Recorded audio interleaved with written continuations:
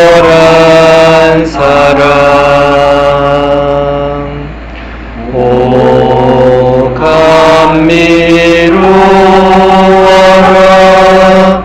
나 외롭지 않고 온 세상 만물 향기와 빛으로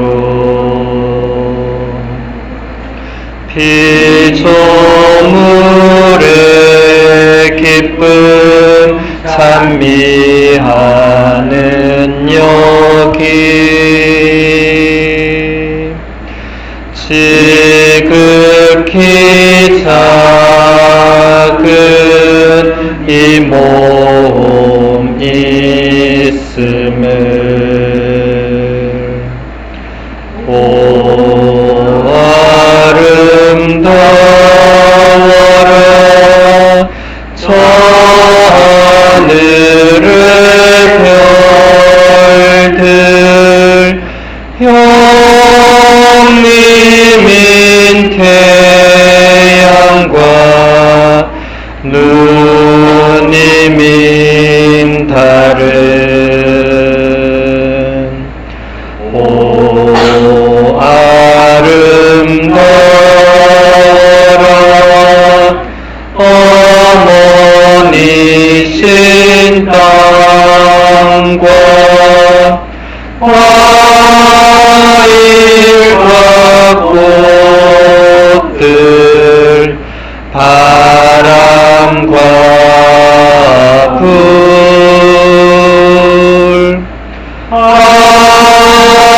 아까지 생명 적시는 물결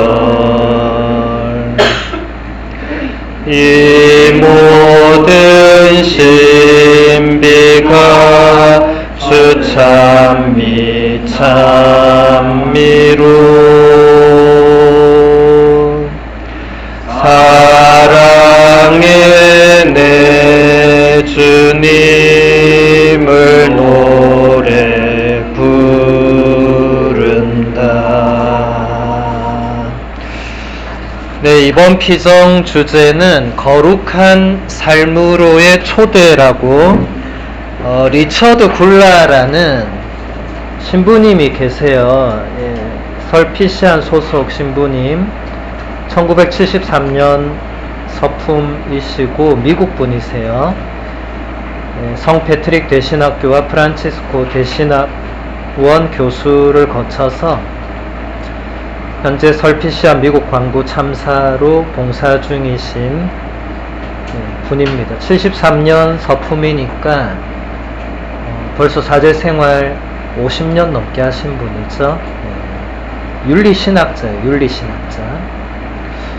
그래서 이분 책이 이제 거룩한 삶으로의 초대라고 그리스도인의 삶과 제자됨의 영성 바오로 딸에서 2015년에 나온 책입니다. 딱 10년 됐네요. 네, 이렇게 한글로 있으니까 뭐 영어는 당연히 있겠죠, 그렇죠? 그래서 이번에 마지막 피정 주제로 거룩한 삶으로의 초대를 잡았습니다. 그래서 오늘도 내일도 이 책의 내용을 같이 보면서 윤리신학 책이라고 해서 제가 윤리신학을 다루는 건 아니고 이제 이 그리스도교 영성의 그 기본적인 것들을 리처드 신부님이 이 책에서 잘 설명을 하시거든요. 그래서 그것을 같이 보도록 하겠습니다. 우리의 하느님 체험 여부와 하느님 체험 방식과 하느님에 대해서 우리가 견지하는 믿음이 우리의 인간됨과 행동에 아주 큰 영향을 미칩니다. 그리스도인은 모든 것의 원천이자 목적이신 하느님께 모든 사물이 어떤 방식으로든지 연결되어 있다는 의식 없이는 자신의 도덕적인 경험과 도덕적 세계관을 제대로 다룰 수 없습니다. 그리스도교의 도덕성은 최종 목적이신 하느님과의 일치를 갈망하고 기대합니다. 그렇게 어려운 말은 없죠, 그렇죠? 네. 우리의 하느님 체험 여부와 하느님 체험 방식과 하느님에 대해서 우리가 가지고 있는 믿음이 우리의 인간됨과 행동에 큰 영향을 미친다. 이게 신자와 비신자의 일단 결정적인 차이죠. 비신자가 인간성이 어떻게 형성되고 어떤 말과 행동을 하는지는 하느님과 아무 상관이 없죠. 그냥 인간적으로, 윤리적으로, 도덕적으로, 사회적으로 무리를 일으키지 않고 이 사회가 공동적으로 지키려고 하는 그런 공동선을 해치지 않고 기본 윤리적 소양을 잘 갖추고 있으면 훌륭한 성인이 되겠죠, 그렇죠? 그런데 우리 그리스도교 신자들은 그런 차원을 뛰어넘어서 하느님이라는 존재와 그분을 체험한 그 방식과 그분을 어떻게 믿고 받아들이냐가 우리의 생각과 말과 행동을 결정합니다. 우리는 생각과 말과 행동을 하느님이라는 기준에 맞춰서 돌아보고 발전시키고, 여러분 저녁 기도 할 때마다 주님 오늘 생각과 말과 행동을 내가 어떻게 했는지를 주님 앞에서 돌아보잖아요, 그렇죠? 그래서 이런 결정적인 차이가 있다. 그래서 여러분들 이런 피정을 하는 것은, 이런 피정이 우리에게 하느님을 체험하게 해주는 그런 특별한 순간과 공간을 제공해줘요. 저도 많은 경우에 하느님 체험을 저 혼자서도 했겠지만 이런 피정 같은 이런 비슷한 시간에 강하게 하느님 체험을 한 적이 되게 많았거든요. 아마 여러분들도 그런 체험들이 있을 수 있고, 없더라도 이번 피정 안에서도 여러분들 각자가 무언가 하느님께서 나를 여기로 부르셨구나, 혹은 우리를 여기에 불러주셨구나, 이런 것을 느낄 수 있을 겁니다. 그런 것도 다 하느님 체험에 들어갑니다. 여러분, 하느님 체험이라고 하는 게 제가 자주 얘기하지만, 하느님이 지금 제가 여러분한테 말하듯이 이렇게 하느님이 여러분에게 나타나시고 말씀하시고 절대로 그렇지 않아요. 그런 분이 간혹 계시긴 해요. 간혹 정말로 하느님을 이렇게 본 분이 있을 수 있겠죠. 어떻게 보여주시는 경우가 있을 수 있겠지만, 그것은 대단히 특별한 경우고, 대부분은 이렇게 다이렉트하게 그분이 나타나시거나 말씀하시거나 이러진 않습니다. 근데 그분은 그 대신 다른 모든 루트를 사용하실 수 있는 분이죠. 그래서 이 피정이 미사도 있었고, 지금 강의도 있고, 끝나면 나눔도 있고, 또 여러분들 식사도 있고, 모든 피정은 뭔가 프로그램이 있어요. 그 프로그램 안에서 그 시간에 혼자 있다 하더라도 그 시간에 하느님께서 여러분에게 뭔가를 하실 수 있고, 근데 그것을 우리가 캐치를 하느냐 못하느냐가 이제 관건이 되는데, 제 피정은 이제 그 부분을 좀 확대시키고 그 부분을 좀 같이 공유하고 그렇게 함으로써 더 좀 결실을 맺으려고 하는 그런 목적이 있습니다. 그러니까 모두가 함께 참여해서 모두가 함께 뭔가 하느님과 함께하는 시간을 만들어 나가고, 그 체험을 공유하면서 뭔가 여기서 하느님의 현존을 강하게 느끼고 또 우리의 생각과 말과 행동도 우리 삶의 목적도 그분께 맞추어 나가는 피정은 여러 가지 복합적인 차원과 이유가 있거든요. 한 문장만으로 사실 설명이 다 되지는 않습니다.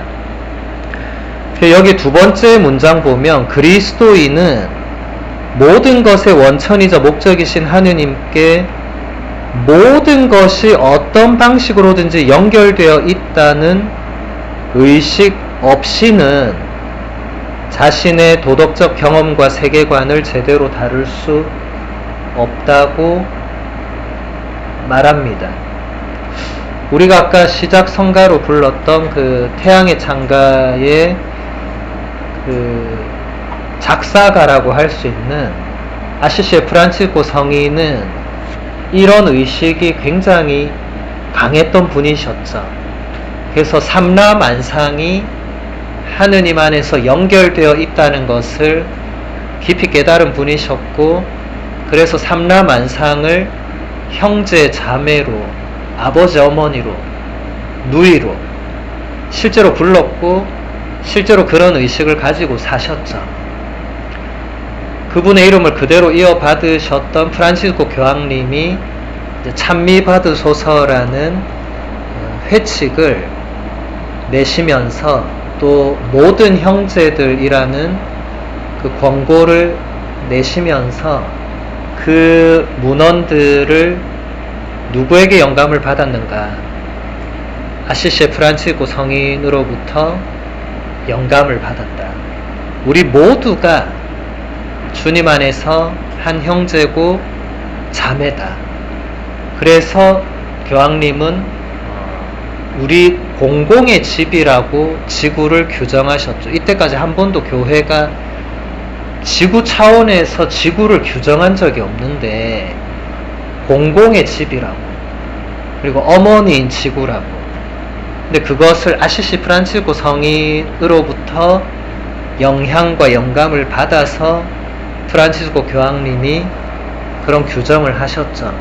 찬미받으소서와 모든 형제들은 앞으로도 두고두고 우리가 읽고 그 정신을 되새겨야 될 현대 교회의 아주 중요한 문헌이라고 할 수 있습니다. 제가 그 문헌들 가지고 이미 강의도 몇 번 했지만 그게 강의 몇 번으로 될 일이 아니에요. 이 강의 기껏 해봤자 2-3시간 하는데 그 문헌의 내용은 2-3시간 만에 소화될 수 있는 내용들이 아닙니다. 그래서 우리가 이 하느님과의 그 연결, 하느님과의 일치, 이제 이런 것이 우리 영성 생활의 가장 기본이고 또 목표가 되거든요. 그래서 여러분, 일치의 근원은 하느님이시라고 지지난 삼위일체 대축일에 아마 대부분 본당 신부님들은 그런 강론을 하셨을 거예요. 왜냐하면 하느님이 삼위일체로 일치를 이루고 계신 그 신비로운 분이시기 때문에 우리도 모든 일치의 근원을 삼위일체이신 하느님으로부터 찾아서 거기서부터 일치를 추구한다. 지금 레오 교황님이 계속해서 평화와 일치를 말씀하고 계시는데 그분도 당연히 삼위일체 하느님이 그 평화와 일치의 근원이 된다는 것을 잘 알고 계시죠. 그건 말하지 않아도 당연한 거죠, 우리에게는. 그래서 이 모든 것이 연결되어 있다는 것은 그 근저에 반드시 하느님이 계신다는 것을 전제로 깔고 있어요. 여러분이 이해할 수 없는 현상과 이해할 수 없는 일들도 그 근저에 하느님의 섭리가 작용하고 있다고 우리가 믿고 받아들이는 게 우리의 신앙입니다. 이게 어렵죠. 특히 오늘날 세상을 보면 여러분도 한 번씩, 아니 하느님이 계시면 이 왜 전쟁을 안 막아주시나, 하느님이 개입하면 바로 막을 수 있을 텐데 이런 생각을 하실 수 있죠. 그래서 이런 현상들 안에서 하느님을 찾는다는 것은 쉬운 일은 아닙니다. 그런데 하느님은 제가 자주 말씀드리지만 우리의 그 생각 안에 담아둘 수 있는 그런 제한된 분이 아니시죠. 그분을 여러분이 죽을 때까지 파악하려고 해도 다 파악할 수 있는 분은 아니시죠. 그렇기 때문에 이 신앙이라는 것이 어려운 겁니다. 파악할 수 없는 그 무엇을 끊임없이 향해서 가야 되는 거죠. 우리는 확실한 걸 좋아하고 불확실한 걸 좋아하지 않죠. 특히 한국 사람들은 뭐 아니면 도잖아요. 그렇죠? 개걸 유술 안 좋아합니다. 네. 그런데 이 신앙은 뭐 아니면 도로는 이게 안 되거든요. 이게 항상 개걸유 중간을 걸쳐서 갈 수밖에 없어요. 뭘 던져도 뭐와 도가 안 나옵니다. 이게 그렇게는 안 되는 거예요. 죽을 때까지. 그러니까 이 불확실성을 받아들이고 그것을 넘어서는 그 하느님의 그 현존을 추구해 나가야 됩니다.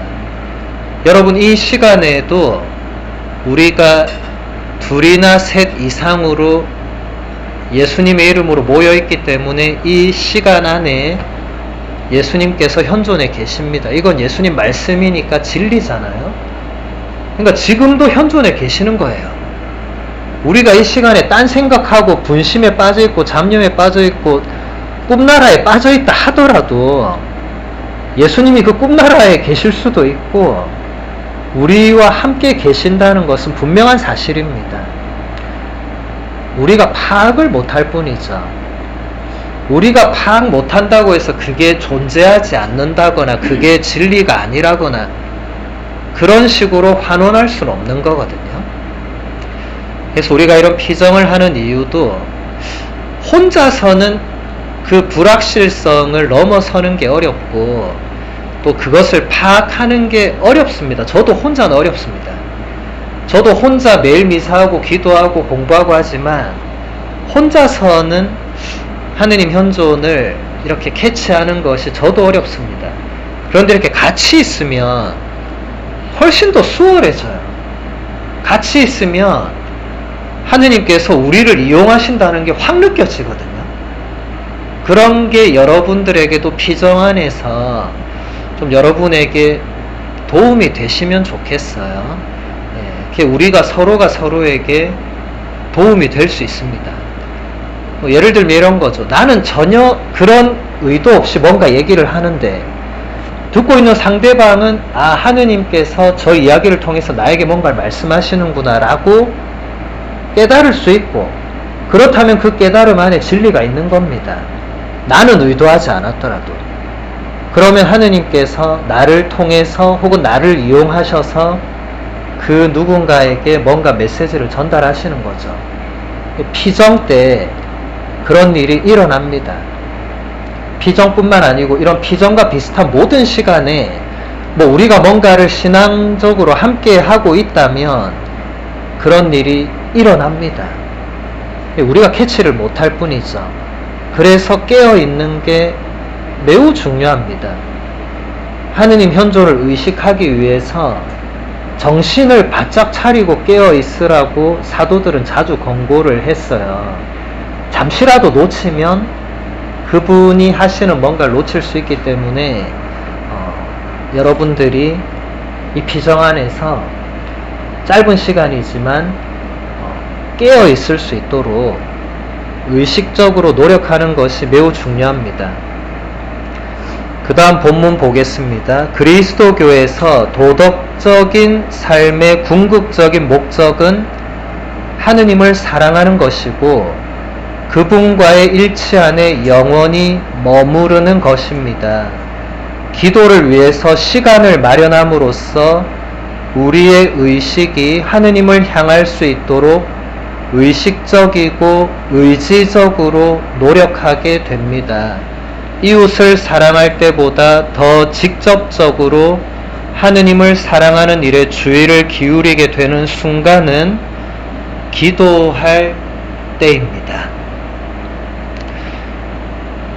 우리가 신앙인으로 살아가는 가장 궁극적인 목적은 1번 하느님을 사랑하는 것, 2번 하느님과의 일치 안에 영원히 머무르는 것입니다.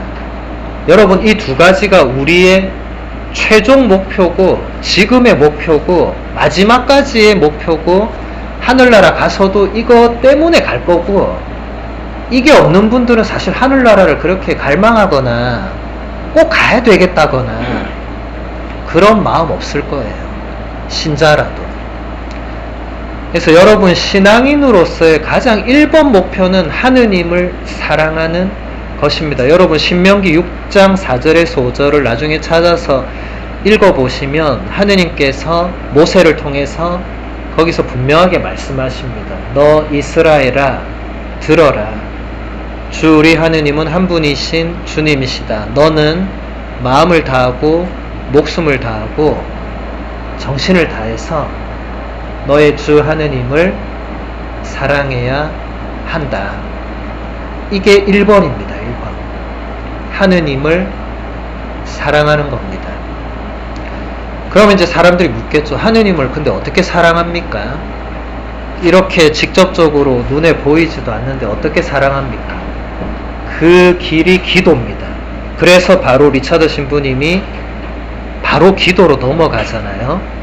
기도를 위해서 시간을 마련함으로써 우리의 의식이 하느님을 향할 수 있도록 의식적이고 의지적으로 노력하게 된다. 일단 여러분이 하느님을 얼마나 사랑하는가를 잘 보여주는 하나의 척도는 내가 하루에 기도 시간을 얼마나 내는가를 일단 보면 됩니다.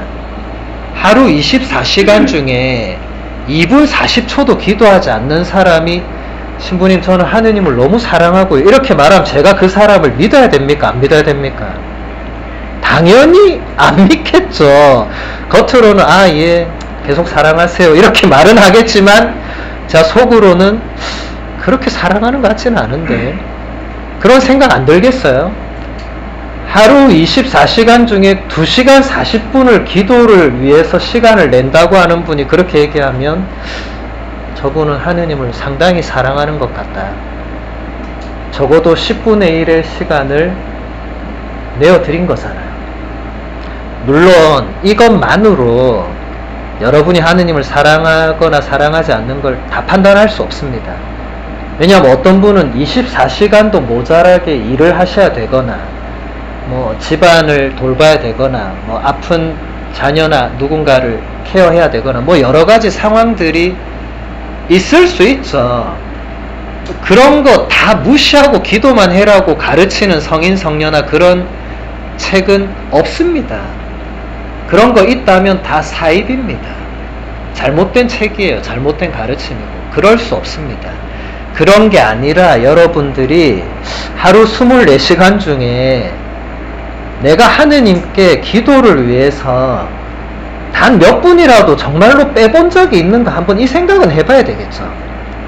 아무리 바쁘고 아무리 삶이 고통스럽고 힘들고 아무리 어려워도 내가 하느님을 위해서 너무 몸이 건조하게 느껴지는 시간이겠지만 그래도 하느님을 위해서 내가 기도 시간을 단 몇 분이라도 내어드린 적이 있는가. 이게 여러분이 하느님을 사랑하는 마음이 있는가 혹은 하느님을 사랑하려고 하는가의 하나의 기준이 되는 건 분명합니다. 그래서 그 시간을 늘릴 수 없다면 그 시간을 하루에 고정적으로는 마련할 수 있겠죠. 제가 피정염은 제가 항상 하는 얘기 있잖아요.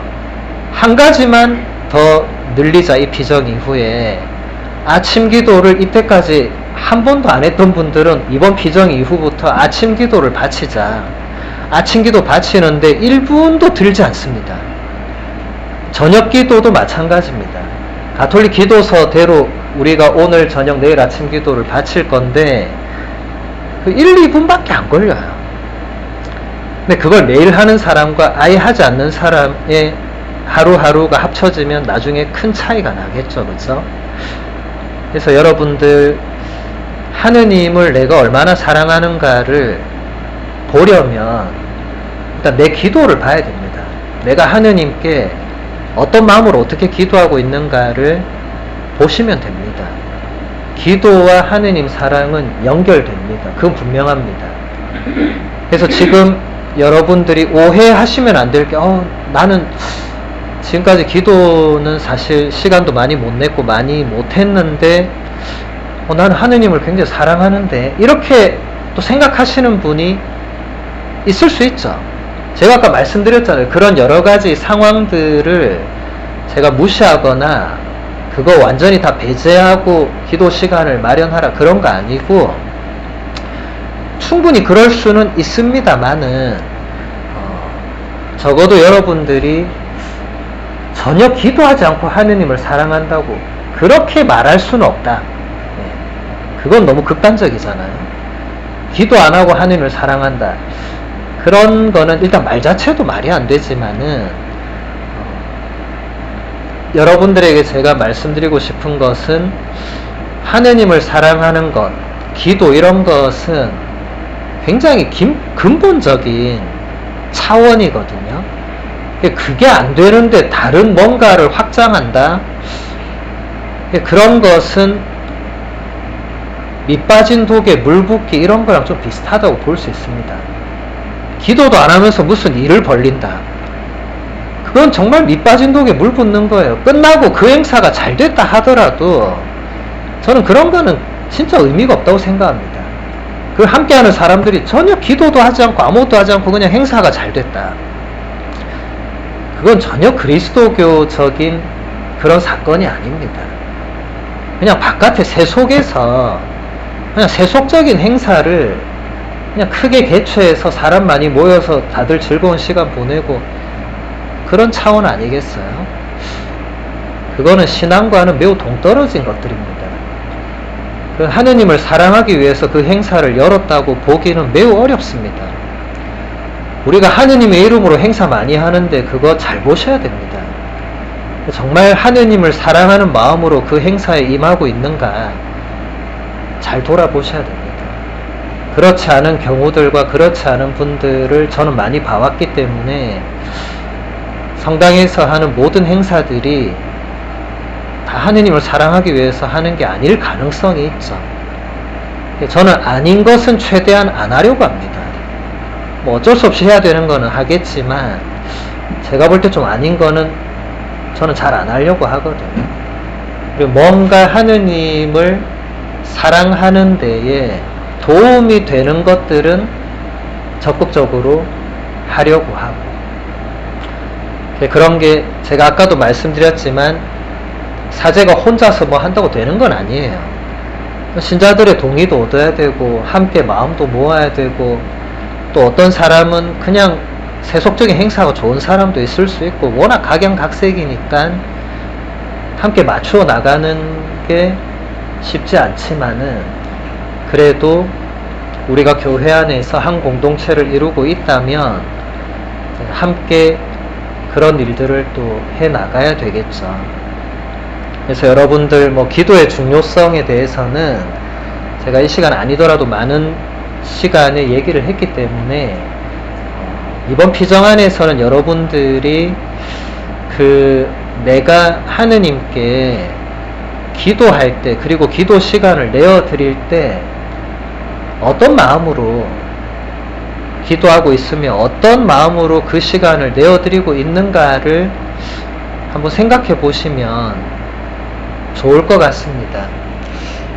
기도의 대가들도 얘기하지만 이게 인간적으로 아무리 노력해도 이 어려운 게 기도라고 다 기도의 스승님들도 한결같이 똑같이 얘기해요. 여러분 생각해 보세요. 여러분이 수영을 배운다. 처음에는 잘 못하겠죠. 물도 많이 먹고. 그런데 3년을 매일 가서 배웠다. 그럼 어떻게 되겠습니까? 처음에 물 먹을 때하고는 다를 거 아니에요. 아무리 못해도 3년을 매일 막 휘젓고 다녔으면은 뭐 프로 선수만큼은 아니더라도 적어도 물에서 자유롭게 다니겠죠, 그렇죠? 근데 여러분, 기도는 어떻습니까? 3년을 매일 했는데 여러분이 기도 안에서 막 헤엄쳐 다닌 적 있습니까? 아마 없을 거예요. 저도 신학교 때부터 이때까지 치면은 저도 꽤 오랜 시간을 매일 기도해 왔는데, 기도할 때마다 헤엄을 치기는커녕 기도가 왜 이렇게 어려울까? 왜 이렇게 안 될까?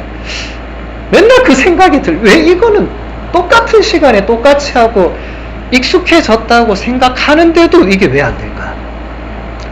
카를로 카레토 수사님은 성체조배를 하느니 차라리 불타는 사막에서 벽돌을 나르겠다, 이런 얘기를 하셨어요. 그게 더 쉽다고. 차라리 아무 생각 없이 벽돌을 나르는 게 훨씬 더 쉬운 일이다. 성체조배만 하러 앉는 순간 사람이 미친다는 거예요. 여러분만 그런 거 아니니까 다행으로 생각하세요. 예, 카를로 카레토 수사님 같은 분도 성체조배하러 앉는 순간부터 그냥 군심 잡념부터 막 그냥 사람이 미치는 거예요. 시간을 정해놨는데 주리가 뒤틀리는 거예요. 이 시계가 왜 이래 안 가나, 그런 생각을 그분도 하신 거예요. 어렵습니다. 그래서 여러분들 중에 기도가 어렵다고 생각하는 분들은 위로와 희망을 가지시고, 저도 이때까지 기도했지만 기도는 어렵습니다. 앞으로도 어려울 것입니다. 근데 저는 그게 너무 당연하다고 생각하거든요. 기도가 쉽다는 사람은 저는 일단 의심합니다. 그 정도 진짜 수준으로 갔다면 모르겠지만, 제가 알기로는 그 어떤 교부나 성인 성녀들이 기도가 쉽다는 표현을 한 적이 없기 때문에 뭔가 의심할 수 있는, 근데 물론 그 경지에 가신 분들도 있을 수 있겠죠. 뭐 불가능한 건 아니니까. 근데 대부분은 힘들고 어렵습니다. 하기 싫고. 그게 하느님께서 보시기에, 이게 저하고 온라인 강좌에서 중세 영성 하셨던 분들은 중세 때 그 영성가들, 성인 성녀들이 우리가 기도할 때 하느님이 우리를 바라보시는 그 포커스에서 그 중세 영성을 많이 발전시켰거든요. 하느님이 보시기에는 우리가 거기서 주리를 뒤틀고 있어도 하느님 보시기에는 우리가 그 시간에 그 자리에 앉아 있는 것이 사랑스러운 겁니다. 아까 미사 때 노래했던 거 있죠. 축복송 있죠. 그 하느님께서 그런 영혼을 바라보실 때 얼마나 사랑스러운 눈으로 보시는가, 그 얘기 한 거잖아요. 그래서 여러분이 적어도 기도 시간을 낸다면은 그 시간을 엉망으로 보냈다 하더라도 그건 여러분 차원이고, 하느님 보시기에는 여러분이 그 시간을 엉망으로 보냈더라도 사랑스러운 겁니다. 여러분이 하느님께 그래도 그 시간 내어드린다고 주리를 틀고 앉아 있는 거잖아요. 주님, 제가 당신께 시간을 내어드리러 왔습니다 했고 30분 내내 졸고 있어도 그래도 그 모습이 사랑스러운 거죠. 네. 그래서 여러분, 많은 성인 성녀들이 기도에 대해서 조언을 할 때 공통적으로 하는 말씀이, 기도가 안 된다고 해서 그 시간을 줄이거나 없애지 말라고 하거든요. 안 된다고 내가 느끼더라도, 신부님 제가 성체조배 매일 10분씩 하는데 진짜 이 시간 너무 나한테 무의미하고 그 시간에 앉아서 저는 딴 생각밖에 안 하는데 그래도 앉아 있어야 됩니까? 저는 당연히 예라고 대답합니다. 제 대답이 아니고 많은 성인 성녀들이 예라고 대답하셨기 때문에 그 시간을 줄이거나 없애지 마라. 반대로 늘리는 건 더 좋습니다. 여러분, 마더 데레사 성녀의 그 유명한 일화, 제가 아마 몇 번 강의 때 얘기해서 기억하실 거예요. 수녀님들이 마더 데레사 성녀를 찾아와서 성체 조배의 시간 1시간이 너무 기니까 시간을 줄여달라고 했어요. 그 이유가 뭐냐 물었더니 그 죽어가는 사람 돌봐야 되고, 애들 뭐 분유 먹여야 되고, 이 장애인은 뭐 해야 되는데, 이 시간 되면 조배하러 가야 되니까 이 사람들 돌볼 시간이 안 된다는 거예요. 굉장히 합리적이지 않습니까? 굉장히 설득력 있죠. 당연히 수녀님들은 마더 데레사 성녀가 그러면 당연히 조배 시간에 그 사람들은 빠지라고 할 줄 알았거든요. 근데 마더 데레사 성녀가 뭐라고 하셨냐면, 오늘부터 모든 수녀님들은 성체 조배를 2시간 하라고, 모두가 빠지지 말고 2시간 동안 하라고. 그래서 수녀님들이 드디어 우리 왕수녀님 미쳤구나 이렇게 받아들였다고 합니다. 그렇게 하는 순간 이제 이 모든 그 시설들은 문을 닫을 거라고 생각했지만 순명해야 되니까 한 거죠. 그때부터 모든 수녀님들이 6시에 조배 가던 거를 5시에 다 일손 놓고 조배하러 간 거예요. 어떤 일이 벌어졌겠습니까? 모든 시설들이 문을 닫았겠어요? 완전히 반대로 됐습니다. 완전히 반대로. 네. 수녀님들이 빠지니까 그 일을 누가 했겠어요? 자원봉사자가 거기는 지금도 수천 명씩 몰려가 있습니다. 근데 수녀님들이 일을 시키지 않아요. 저는 그게 가장 거기서 미스테리한 지점이었는데, 제가 20년 전에 거기 한 달 동안 봉사활동하러 갔었는데 아무도 나에게 일을 시키지 않아요. 그래서 수녀님 뭐 해야 됩니까? 그러니까 그냥 알아서 하세요 이러더라고요. 그러니까 알아서 하니까 어쩌겠어요. 제가 할 수 없이 찾아다니면서 이 사람이 뭐 필요하면 그거 가서 해주고, 저쪽에 뭐가 필요하면 그거 가서 하고, 제가 그래야 되는 거예요. 그래서 수녀님들이 다 빠졌네? 그럼 누가 하는 거예요? 또 봉사자들이 보고 그거 하는 거예요. 그 수녀님들이 큰 착각을 한 거예요. 내가 아니면 안 된다고 생각한 거예요. 마더 데레사 성녀가 정확하게 짚은 거예요. 너 없어도 다 한다고. 너에게 가장 중요한 거는 하느님께 기도 시간을 내어드리는 거지. 너는 그것 때문에 수녀원에 들어온 거지. 그걸 가지고 그 힘으로 그 아프고 어려운 분들을 보살피는 거지. 기도 시간을 줄여가면서 아프고 어려운 사람 보살피라고 하느님이 명령하신 적이 없는데 네가 그렇게 하는 건 아니다.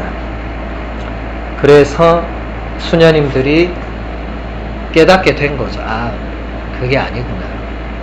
저는 그 일화를 그 마더 데레사 수녀원에서 직접 들으면서 저도 많은 걸 깨달았죠.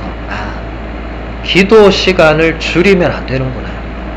늘리는 건 상관없지만, 가능하다면 늘리면 좋겠지만, 다른 어떤 일을 하기 위해서 기도 시간을 줄이는 건 안 되겠구나. 그 일이 하느님의 일처럼 보이더라도 그거랑 기도는 다른 겁니다. 기도는 내가 하느님께 시간을 내어드리는 거잖아요.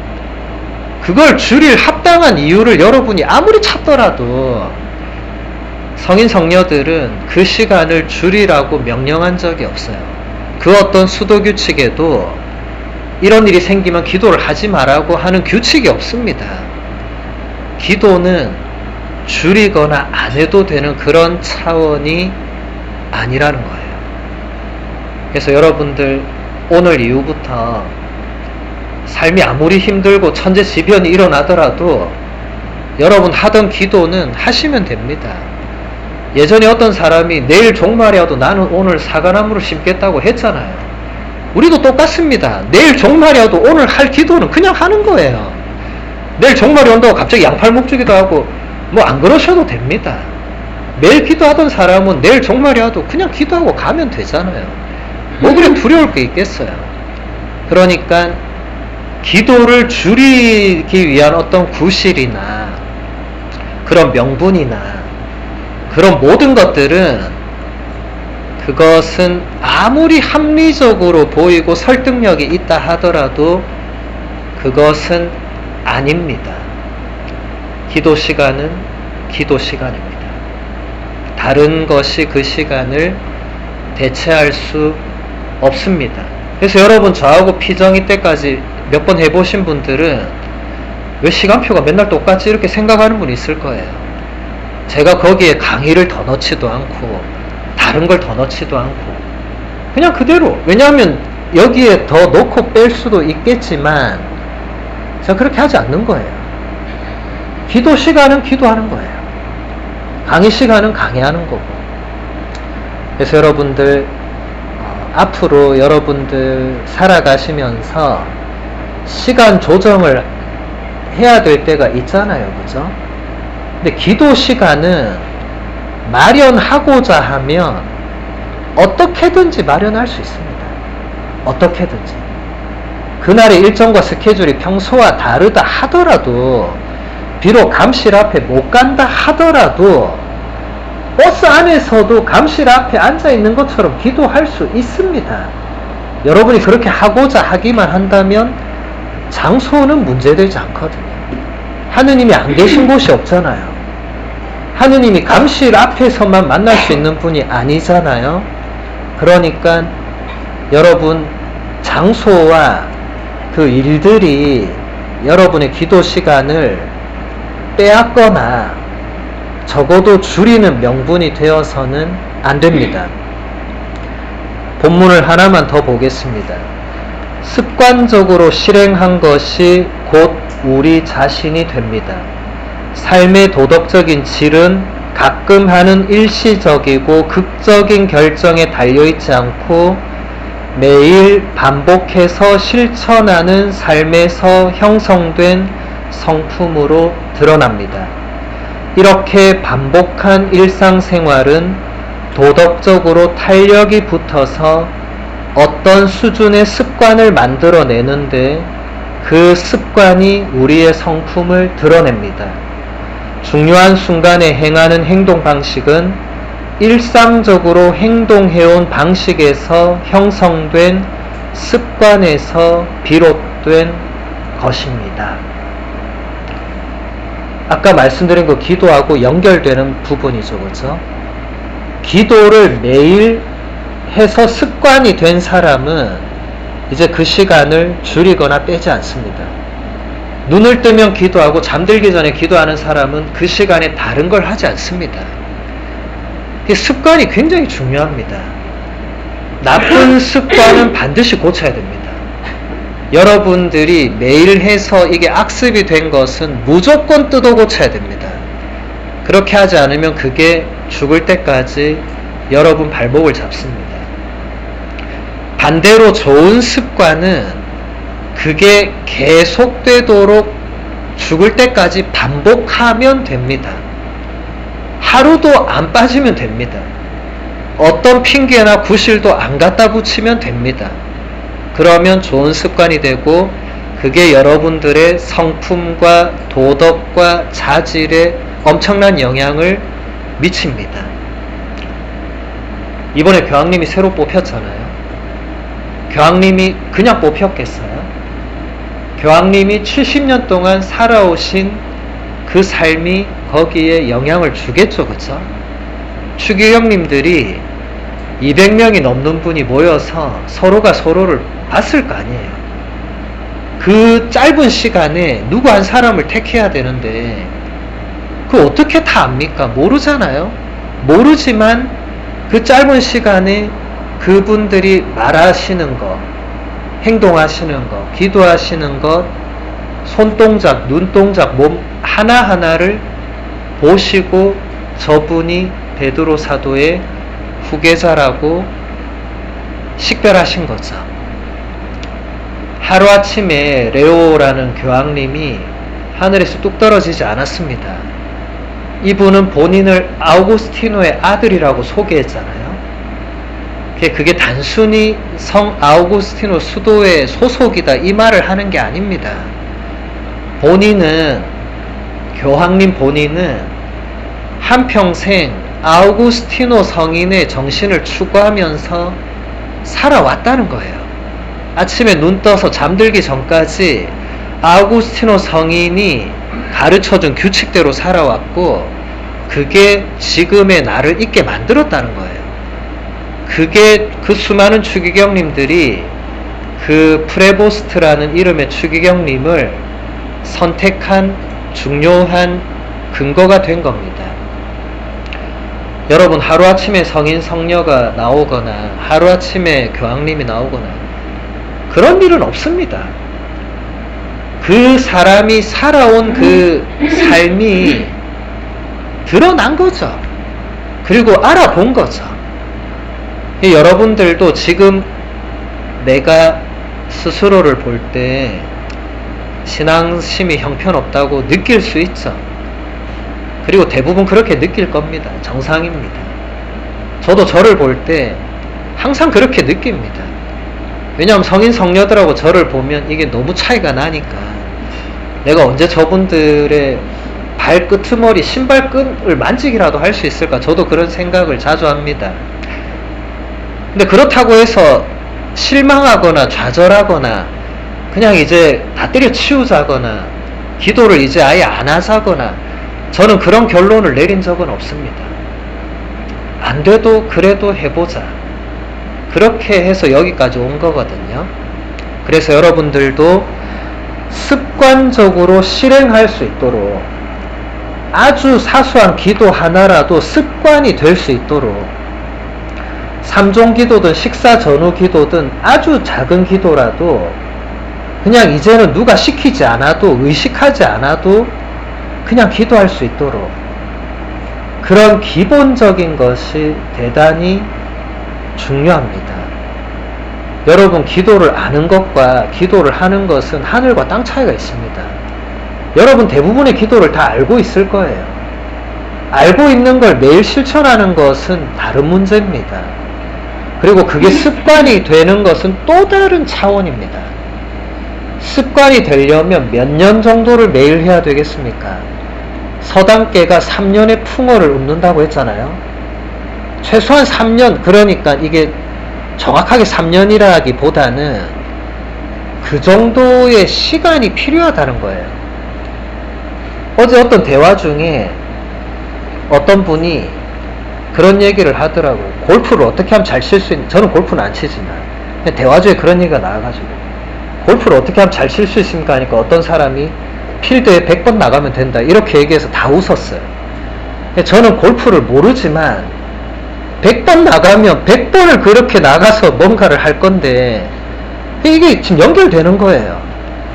맨날 그렇게 하면은 그게 사람이 익숙해지고 그게 습관이 되고 그 습관이 되면 그게 자기게 되고 이제 그러면 그게 본인에게 유익한 뭔가가 되는 거죠. 물론 기도와 골프는 똑같지는 않습니다. 그리고 거기서도 골프 잘 치는 분이 야 100번 나가도 안 돼 이렇게 얘기했어요.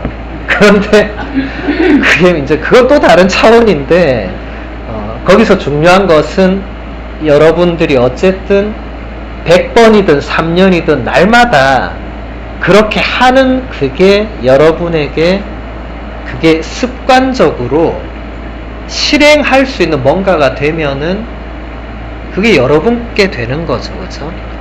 그래서 아주 작은 기도든 영적 독서든 성경 필사든 묵주기도든 성체 조배든 그 무엇이든지 내가 누가 시키지 않아도 내가 그걸 매일 하고 있으면 좋은 습관입니다.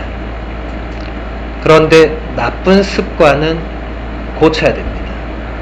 예를 들어서 밤새도록 유튜브를 본다든지, 아마 제가 나쁜 습관을 말 안 해도 여러분이 가장 잘 아실 거예요. 여러분 자신에게 지금 당장 고쳐야 될 나쁜 습관이 있는 걸 여러분이 아실 거예요. 그건 최대한 고치려고 애쓰시고 좋은 것은 습관화 되도록 매일 하면 됩니다. 그러니까 아주 간단한 기초인데 매일 하는 것을 이겨낼 다른 게 없습니다. 그냥 매일 하다 보면 깨닫게 됩니다. 제가 옆에서 코치하거나 뭘 가르쳐 주지 않아도 여러분이 매일 하다 보면 알게 됩니다. 아, 이런 거구나. 뭐 유명한 강사가 굳이 강의 안 해도 매일 하면 강의 안 들어도 됩니다. 그냥 여러분들이 그것을 이제 알고 행하는 단계로 넘어가게 되면 그 이상 거기에 대해서는 어떤 가르침이 필요가 없겠죠. 그래서 이 피정 이후부터 좋은 습관 하나를 만들어가고 나쁜 습관 하나는 반드시 뜯어 고친다. 그건 피정의 정말 큰 열매가 될 수 있습니다. 여러분들이 생각해 보시고 하나를 늘려가자. 저는 항상 피정 때 하나는 새롭게 해야 된다. 이건 꼭 얘기하거든요. 왜냐하면 그 피정 전과 후가 달라야 되는데 똑같으면 안 되거든요. 그러면 이 시간이 너무 아깝잖아요. 다르기 위해서는 새로운 결심이 필요합니다. 그럼 그 새로운 결심을 앞으로 적용하는 뭔가가 있어야 되죠. 저는 그걸 주로 예를 들어 아침 기도, 저녁 기도를 예로 들지만 꼭 그게 아니라 하더라도 여러분이 지금보다 기도 하나를 더 늘리는 건 누구나 다 할 수 있습니다. 여러분 지금 기도 열심히 하는 분도 하나 더 늘릴 기도는 반드시 있습니다. 없을 수가 없습니다. 여러분이 24시간을 기도하지 않기 때문에 있습니다. 찾아보시면. 안 찾아봐서 그게 문제지, 잘 찾아보시면 여러분이 하느님께 조금 더 내어드릴 시간과 틈은 반드시 있습니다. 그래서 이 피정 안에서 그것을 잘 찾아보시면 좋겠습니다. 오늘 첫 강의는 여기서 마무리하고 이제 여러분들 이번